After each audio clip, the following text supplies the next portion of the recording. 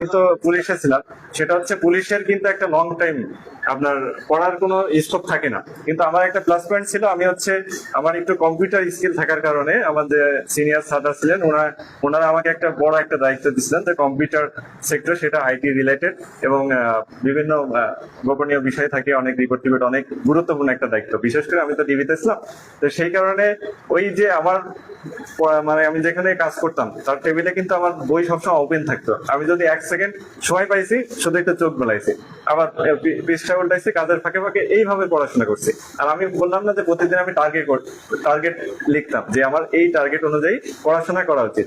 এইভাবে কিন্তু আপনাদের আগাতে হবে। আমি প্রতি পরীক্ষার আগে যে আমার এই বই পড়তে হবে, এই টপিক পড়তে হবে, আমি আগে লিস্ট করতাম যে আমি আমার 1 সপ্তাহ পরে একটা পরীক্ষা আছে, ওই রিলেটেড বিগত সালে যত প্রশ্ন আছে আগে পড়তাম, পড়ার পরে আগে একটা লিস্ট করতাম যে আমার এই টপিকে দুর্বল আছে, রিভিশন দিতে হবে, এই টপিক গুলো খুবই গুরুত্বপূর্ণ, সেগুলো রিভিশন দিতাম। আর আমার টার্গেট থাকতো যে আমি পরীক্ষার একদিন মানে আগের দিন আমি কোনো পড়াশোনাই করবো না, পুরো রিল্যাক্স থাকবো, পরীক্ষা দেবো।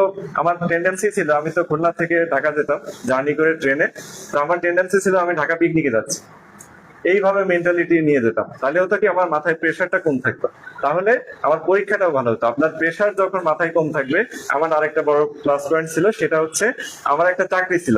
এই কারণে আমার 50% কিন্তু কোনো টেনশন ছিল না। যদি একটা চাকরি হয়, সেটা আমার জন্য বোনাস আর আল্লাহর অশেষ রহমত। এই জন্য আপনারা চেষ্টা করবেন, সেটা ছোট হোক বড় হোক, যে কোনো একটা জবের মধ্যে ঢোকা, কিন্তু এমন কোনো জবে ঢুকবেন না যে সবসময় ব্যস্ত থাকবে, যে 9টা 5টা অফিস, এরকম একটা সহজ জবের মধ্যে ঢুকবেন।